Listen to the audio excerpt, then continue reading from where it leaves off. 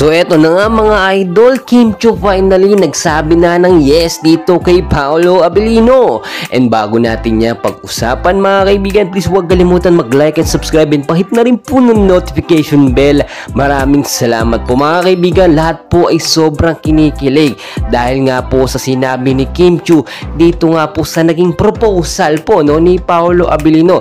Then recently nakita naman po natin mga kaibigan hindi po scripted yung sinasabi natin na nag-propose po or nagbigay ng singsing etong si Paolo Abilino dito kay Kim Chiu. Kakaunti lang po yung mga nakakita at sinasabi ng iba ito daw po scripted at gawa-gawa lang dahil yun daw po ay para sa movie or teleserye. Pero ayon po sa ating source at si Kim Chiu mismo ang nagsabi na talagang nag-propose siya at sinabi po niyang yes dito kay Paolo Abilino. Alam naman natin na matagal na po itong inaasam ni Kim Chiu noon pa man nasaktan na ng paulit-ulit si Kim at nasa edad na rin po siya siguro ito na yung right time, right guy po na lalaki para kay Kim Chiu na kanyang mamahalin at pakakasalan. Nakikita kasi natin pahapyaw sila minsan sa mga teleserye, sa mga shows sa mga event, nakikita natin may pahapyaw dito si Kim Chiu pagbibiro dito kay Paolo. Samantalang itong si Paolo Abilino naman ay nakita natin na talagang seryoso sa kay Kim Chiu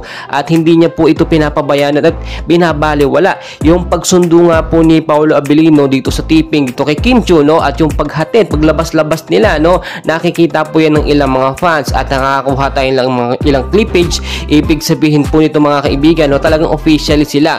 Doon nakita naman natin sweet sila sa palabas o sa mga teleserye, sa mga bilang mag-love team, pero in real life po mga kaibigan mas sweet pa po sila dyan. Kaya naman lalong dumadami ngayon ang mga tagahanga ng Kim Pao dahil sa nakakakilig moment na kanilang ginagawa. So mga kaibigan, dahil makaganapan, update po muli kita. Please huwag kalimutan mag-like and subscribe. Maraming salamat po.